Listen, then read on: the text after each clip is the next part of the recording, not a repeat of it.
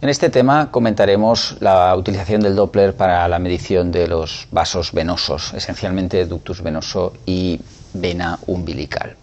Vamos a partir la presentación en dos partes y empezaremos y dedicaremos la mayor parte de la presentación al ductus, dado que es el vaso que requiere mayor dificultad y es el vaso realmente más central dentro de la exploración que hacemos en los fetos con retraso de crecimiento.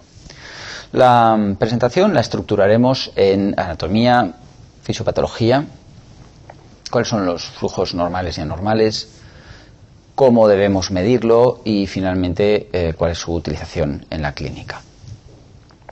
Empezamos con la anatomía y es importante, dado que el ductus venoso es un vaso que a veces es difícil de entender y es esencial si queremos utilizarlo en clínica, comprender dónde se localiza el ductus. Para ello es mejor analizar un vídeo en el que podemos ver que el ductus venoso es el vaso que existe solo en vida fetal y que conecta la vena umbilical, cuando entra en el abdomen fetal y es intrahepática, da origen a este pequeño vaso, que es el ductus venoso o conducto de Arancio, un vaso que va a existir solo en vida fetal y que deriva el 30% del flujo de retorno al feto para enviarlo a alta velocidad a la aurícula derecha y a través del foramen oval. Realmente esta sangre no va a pasar por el corazón derecho, va a pasar casi directamente al corazón izquierdo. A pesar de ello, a pesar de que este flujo va a ir directamente al corazón izquierdo, el ductus venoso es un vaso que nos va a dar mucha información sobre el funcionamiento del corazón derecho e izquierdo en general. Una vez entendida la anatomía, que es esencial para poder localizarlo después en la exploración clínica, ¿cuál es la base fisiopatológica por la cual el ductus venoso es un vaso que nos da tanta información? Esencialmente, dentro de la cadena de deterioro fetal, de la hipoxia, especialmente en el retraso de crecimiento precoz, que esto es importante, el ductus y los flujos venosos en general nos van a ser útiles en el retraso de crecimiento precoz. Hay una fase que se inicia con la enfermedad placentaria, sigue con la fase de compensación hipóxica y una fase en la que finalmente hay una hipoxia descompensada, y esa fase realmente en la que nos vamos a empezar a acercar al deterioro y al riesgo de lesión grave y al riesgo de muerte del feto. Y en estos casos los flujos venosos empiezan a aportarnos información muy importante. Hasta entonces realmente no nos aportan información y por tanto es importante comprender que la fisiopatología del deterioro hace que los flujos venosos sean útiles cuando empieza a haber fases avanzadas. En las fases iniciales no nos van a dar información porque van a ser normales. ¿Cuáles son los flujos normales y anormales del ductus? El ductus es un vaso realmente que requiere atención porque no es un vaso fácil de entender. El ductus venoso tiene una onda característica con dos picos. En realidad tiene dos valles, aunque en realidad le ponemos nombre solo al segundo valle. El primer pico le llamamos la onda S, al segundo pico la onda D y al tercero onda A. Las ondas S y D se corresponden con la sístole y la diástole cardíacas, y la onda A se corresponde con el final de la diástole en el momento de la contracción atrial. Estrictamente hablando, el ductus venoso es un vaso venoso que pulsa, y como todo vaso venoso pulsa por presión retrógrada, no pulsa porque haya una presión anterógrada que empuje la sangre, sino pulsa porque hay una presión al final del circuito que hace que la sangre se frene, no que la empuje nadie. Es decir, la sangre, su velocidad natural sería la alta, pero en determinados momentos esta sangre está llegando a un corazón que tiene cambios en su presión y esto hace que la sangre frene su velocidad, y esto es lo que nos da este aspecto de pulsación, que en realidad es una pulsación retrógrada. Por tanto, cuando vemos estos valles en la caída de velocidad, lo que estamos viendo es un reflejo de la presión que encuentra la sangre al entrar al corazón. Este concepto es más fácil de entender si le damos la vuelta a la onda y nos fijamos solo en la parte negra y podemos observar cómo realmente lo que estamos viendo es una curva de presión sobre la dificultad que encuentra la sangre que está circulando de forma pasiva por un retorno al corazón al entrar en el corazón. Esto es fácil de entender si lo analizamos en modelos teóricos. Imaginemos un modelo en el cual tenemos este vaso venoso que lleva sangre, vamos a ponerlo al principio, y la sangre en este momento está entrando a gran velocidad en esta cavidad, pero si aquí cerramos una puerta, que sería una válvula cardíaca, en este momento la sangre se frena. Si la volvemos a abrir, la sangre va a volver a acelerarse otra vez.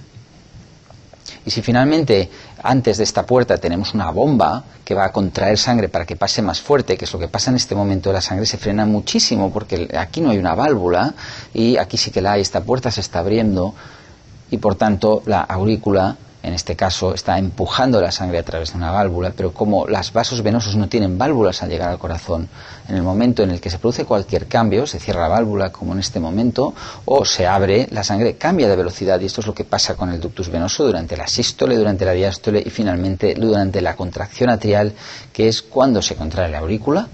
En este momento la aurícula empuja la sangre hacia el ventrículo, pero hace que la velocidad se reduzca mucho en la entrada porque la cavidad se está contrayendo y está dejando entrar muy poca sangre en ese momento. Y en realidad eso es lo que estamos viendo en el ductus venoso. Son estos ciclos que son difíciles de entender. Vamos a analizarlos de otra forma. Tenemos estos grandes 4 momentos en los cuales la sangre se acelera mucho, en la primera onda S, y este es el momento en el que la sangre está llegando a gran velocidad. En un segundo momento se va a contraer el ventrículo, se cierra la válvula tricúspide y la sangre se decelera, pero rápidamente el ventrículo se vuelve a relajar y la sangre vuelve a entrar a gran velocidad, hasta el momento en el que se contrae la aurícula y en ese momento es cuando la sangre frena más. Este es el ciclo del ductus venoso, característico, y esto permite entender por qué la sangre, cuando entra en este ventrículo y en esta aurícula, tiene que encontrar un sistema distensible. El corazón tiene que ser elástico. Si el corazón empieza a perder distensibilidad, empieza a ser más rígido, la sangre va a tener muchas más dificultades para entrar aquí y esto va a afectar la velocidad y por tanto va a aumentar la presión, es decir, va a aumentar la presión y por tanto va a afectar la velocidad. Si aplicamos estos conceptos a una situación patológica, partimos de una base en la cual no tenemos isquemia miocárdica porque tenemos un corazón normal y por tanto la compliance, la distensibilidad de este corazón es normal, es un corazón en diástole se relaja. ¿Qué pasa cuando tenemos una situación en la cual empezamos a tener una cierta isquemia miocárdica? Inmediatamente esto se va a reflejar en una pérdida de la elasticidad de la fibra miocárdica. Es lo primero que pierde el corazón, la capacidad de relajarse, la compliance baja y en este momento la presión en las cavidades aumenta. La sangre va a tener más dificultad para entrar y esto se refleja en el ductus venoso, en que los valles son más profundos porque la sangre se frena más en el momento de entrar en una cavidad que está ofreciendo mucha más presión. ¿Qué pasa si avanzamos un poquito más en nuestra progresión? Obviamente la presión va a avanzar más, va a ser más alta y va a llegar un momento que, especialmente durante la contracción atrial, la sangre se frena, deja de entrar, porque la presión es tan alta que la sangre ya no puede entrar en el momento en que se contrae la aurícula.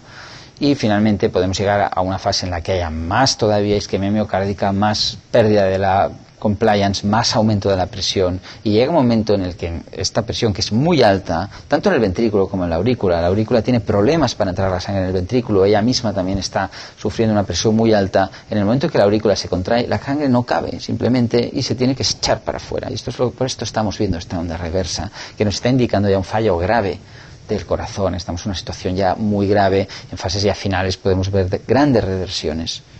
Por tanto, el ductus es un vaso extremadamente informativo porque este cambio es muy sutil, es muy progresivo y la onda atrial se va deteriorando de forma progresiva, se va haciendo cada vez más reversa y lo que nos está indicando es un aumento progresivo de la presión en estas cavidades, por tanto un empeoramiento de la situación. Si le damos la vuelta a la onda, como hemos hecho antes, podemos darnos cuenta que una vez más lo que estamos midiendo de una forma indirecta con la onda atrial es cómo progresa este incremento de la presión, que cada vez es más alto, cada vez está más cerca de la línea, finalmente la toca y la supera porque la presión es muy alta.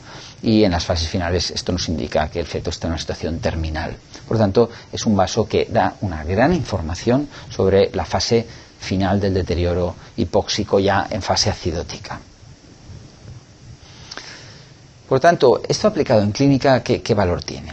El valor que tiene es que el ductus venoso es un vaso que nos permite, en esta fase ya de descompensación, de acidosis, cuando empieza a haber isquemia miocárdica, cuando empezamos a tener miedo de que el feto se muera, el ductus aplica una especie de aumento. Mientras el ductus sea normal, nosotros sabemos que no hemos entrado en esta fase de descompensación. Y en el momento en el que empieza a alterarse el ductus, nos permite aplicar una lente de aumento en esta parte y nos permite ver cómo se va produciendo un deterioro progresivo con una onda A que cada vez va siendo más baja y que finalmente, pues obviamente, ya nos está indicando que estamos muy cerca de la línea de la lesión grave, de la muerte del feto. Y por tanto, en este sentido, el ductus es un vaso muy fiable, tanto para descartar que estamos en una fase ya de gran peligro, como para indicarnos que realmente nos estamos acercando a la fase de gran peligro. Y el ductus, especialmente cuando la onda atrial es negativa o reversa, tiene un valor muy importante. Y por tanto, lo que hay que recordar desde un punto de vista fisiopatológico y clínico es que mientras la onda atrial sea positiva, el riesgo de muerte intrauterina es bajo, y cuando la onda atrial es negativa o reversa, el riesgo ya empieza a ser muy alto y ya, como demuestra mucha evidencia, en los próximos 7 días el riesgo de muerte va a ser muy alto. Y este es el único parámetro clínico que nos da este tipo de información. Y de ahí el gran valor que tiene el ductus venoso en el seguimiento de estos fetos. Si lo vemos de otra forma, y como comentaremos en la clase de seguimiento clínico del retraso de crecimiento precoz, realmente el problema número 1 del retraso de crecimiento precoz es la mortalidad. Lo que más nos preocupa es que el feto no se muera en útero. Y para ello tenemos dos grandes parámetros que nos indican, que son el ductus venoso y la monitorización cardiotocográfica. El ductus venoso realmente es un vaso que permite discriminar, especialmente en estas edades gestacionales en las que la mortalidad cambia mucho. Y esto lo comentaremos con más detalle.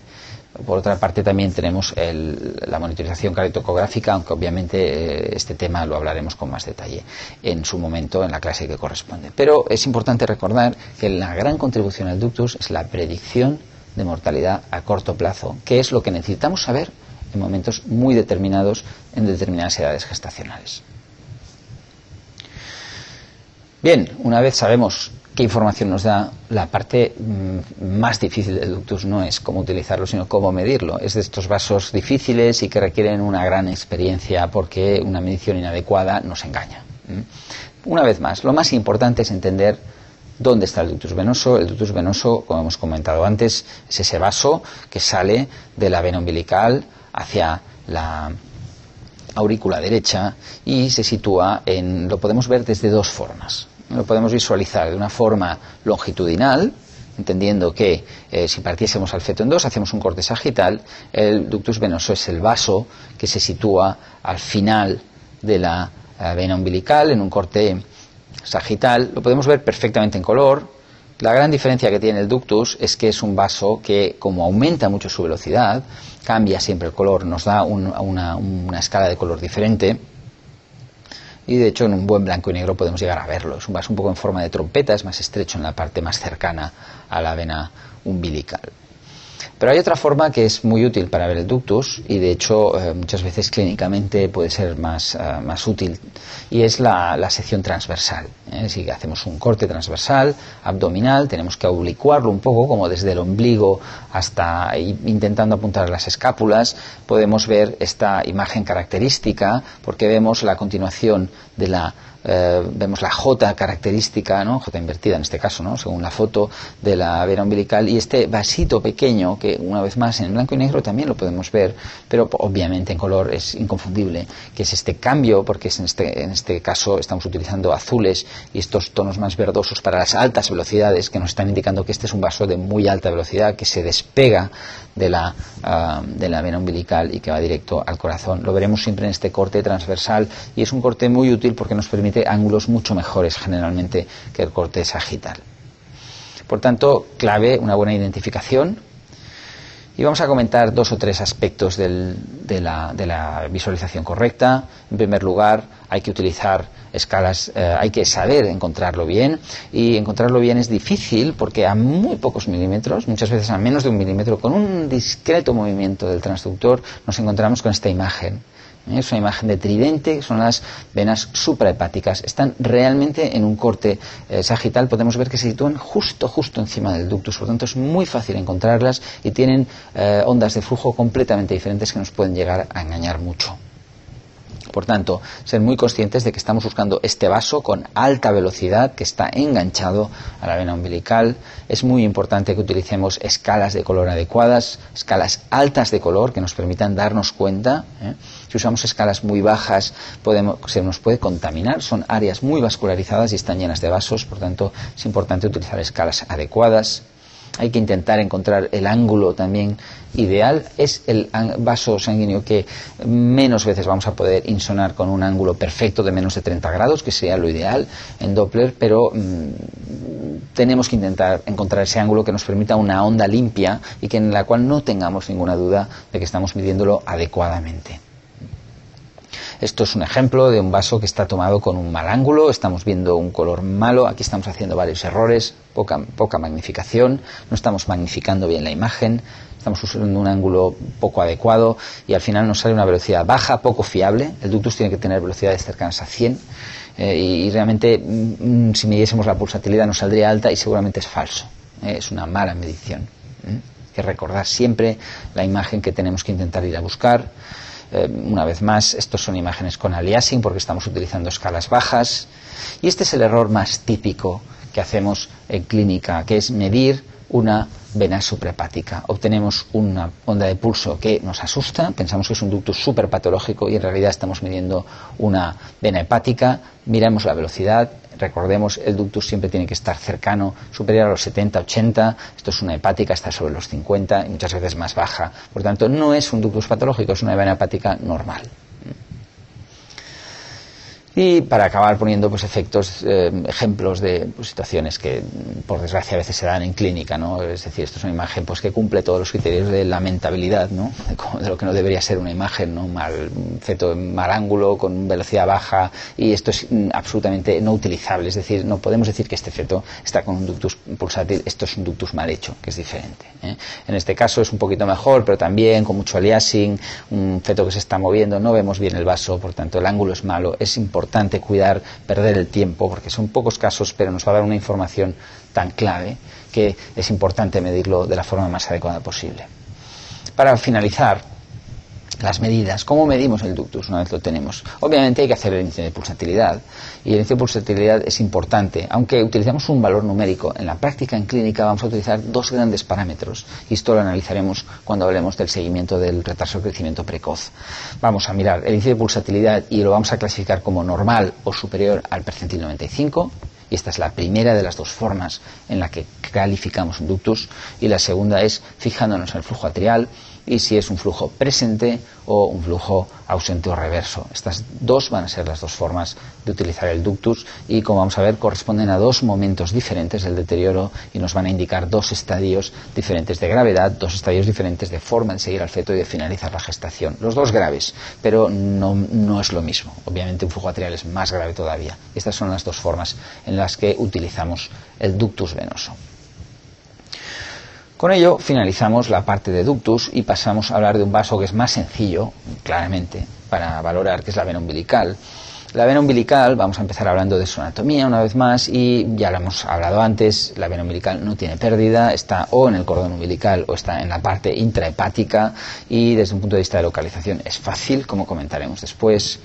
La fisiopatología es exactamente la misma que hemos comentado antes, es un vaso venoso y por tanto nos va a dar información parecida, pero no exactamente igual a la del ductus, como vamos a comentar. Los flujos normales y anormales también son mucho más sencillos. En condiciones normales, la vena umbilical tiene un flujo prácticamente lineal o con una muy discreta pulsatilidad, muy discreta. Es un vaso muy grande, muy ancho, y por tanto la resistencia que encuentran los vasos venosos al llegar al corazón y que vemos en venas como la cava, como la suprahepática, como acabamos de ver, o como el ductus venoso, no la encontramos en la vena umbilical porque es un vaso muy ancho, y entonces pasa como un río es muy ancho y en ese momento no se refleja la presión que pongamos al final del circuito. Para reflejarla tenemos que acelerar mucho la sangre porque eso nos va a permitir apreciar los cambios en la presión. Por tanto, en condiciones normales la vena umbilical es una vena que tiene un flujo muy laminar, a diferencia de la mayoría de venas que realmente sí que pulsan. Cuando empiezan a haber situaciones de pérdida de oxigenación, hipoxia, entramos ya en fases ya de acidosis, empiezan a haber pulsaciones de la vena umbilical y finalmente llegan a ser tan marcadas que nos van a recordar al ductus venoso. Y esto quiere decir que la presión se nos está traduciendo de una forma muy retrógrada. La gran diferencia que hay entre la vena umbilical y el ductus es que la vena umbilical pulsa no tanto por el retorno venoso, el aumento de presión, sino más por un efecto directo sobre la elasticidad de la pared. De la vena pulsan por una mezcla de los dos, pero no solo pulsa por el aumento de presión. Y esto es lo que hace que la vena umbilical no siga siempre estrictamente al ductus. Es decir, podemos ver casos con venas umbilicales pulsátiles y ductus no tan alterados y al revés. Por tanto, no están influidos siempre por los mismos factores, por estos son dos vasos diferentes. El ductus nos va a dar mejor información, como comentaremos ahora, pero la vena umbilical también tiene la facilidad que es mucho más fácil de medir y por tanto es un vaso que es importante conocerlo y medirlo, porque también forma parte de los criterios para clasificar el deterioro de un feto con retraso de crecimiento precoz. En la clínica, como decíamos, para situarnos mejor, valoramos la foto con la que nos hemos quedado antes con el ductus. El ductus nos da esta información de flujo arterial positivo, negativo. La vena umbilical más o menos se situaría en una fase parecida, se situaría en este deterioro progresivo del feto y nos daría una información a veces muy paralela al ductus, pero a veces no tanto. Y en todo caso, el hecho de que existan pulsaciones, aunque sean pulsaciones dobles, que son las que tienen valor, estas pulsaciones dobles que son las que tenemos que mirar, no siempre nos van a indicar que estamos tan cerca de la muerte fetal y por tanto en este sentido, como veremos después, cuando hay pulsaciones francas consideramos que sí que hay un alto riesgo de deterioro, pero que el periodo no es tan fijo como en el ductus, no es un periodo de pocos días y en este sentido las decisiones no van a ser las mismas, como comentaremos cuando hablemos de los protocolos de seguimiento. ¿Cómo medimos la vena? La vena es fácil de medir, es un vaso que no tiene muchos secretos. De hecho, la podemos medir en una salibre. Evidentemente, si la medimos en una salibre, cuidemos que el ángulo sea el adecuado. Y la podemos medir en una corte del abdomen. Muchas veces después de medir el ductus podemos medir la vena. La vena siempre es el vaso que vemos cuando buscamos el ductus y que no queremos ver. O sea que aunque no queramos, siempre la vemos. La vena es el vaso fácil de encontrar y en ese sentido no tiene ninguna dificultad. Lo que no hay que hacer nunca es esto, poner una Doppler con un ángulo horrible, porque esto nos va a dar una información mínima, va a ser muy difícil. Si lo ponemos en una salibre, cuidemos mucho el ángulo y en intraabdominal también. Utilicemos el que nos vaya mejor, cualquiera de los dos es válido. Estos son ejemplos de venas más patológicas y menos patológicas. ¿Qué es lo que tiene valor? Una vez más, en la vena no medimos la pulsatilidad, aunque en esta foto parece que la estemos midiendo, pero realmente la vena no es un vaso en el que tengamos que medir nada, simplemente debemos constatar si existen pulsaciones. Han de ser francas y han de ser dobles. Esto ya lo consideraremos pulsación en la vena umbilical. Hay casos más graves, como hemos dicho, hay casos que realmente la vena llega a parecer un ductus venoso patológico, pero esto ya le daríamos valor de pulsación. Por tanto, han de ser unas pulsaciones importantes, no que cojan una parte. A esto seguramente le diríamos pulsaciones leves, no le daríamos valor. Por tanto, como vemos, más subjetivo, menos fácil de sistematizar, pero desde luego muy fácil de medir y, por supuesto, tiene que utilizarse claramente en clínica. Por tanto, el resumen de los flujos venosos, que son los más difíciles técnicamente, especialmente el ductus, es que son vasos que reflejan cambios de hipoxiacidosis avanzada. Por tanto, se tienen que utilizar en este contexto. Son válidos esencialmente en los fetos con retraso de crecimiento precoz en estadios avanzados. En estadios precoces nos van a dar poca información. En general, el ductus es más consistente, es más difícil, pero es más consistente. La umbilical es menos consistente y por esto le damos más valor al ductus. Y por último, aspecto muy importante, el ductus venoso, el flujo arterial negativo, es el mejor predictor que tenemos en la actualidad para determinar que un feto tiene un alto riesgo de muerte intrauterina en los próximos días y por tanto es la única razón de Doppler que tenemos para extraer un feto a corto plazo, como comentaremos en su momento. Con esto finalizamos la exposición de los vasos venosos.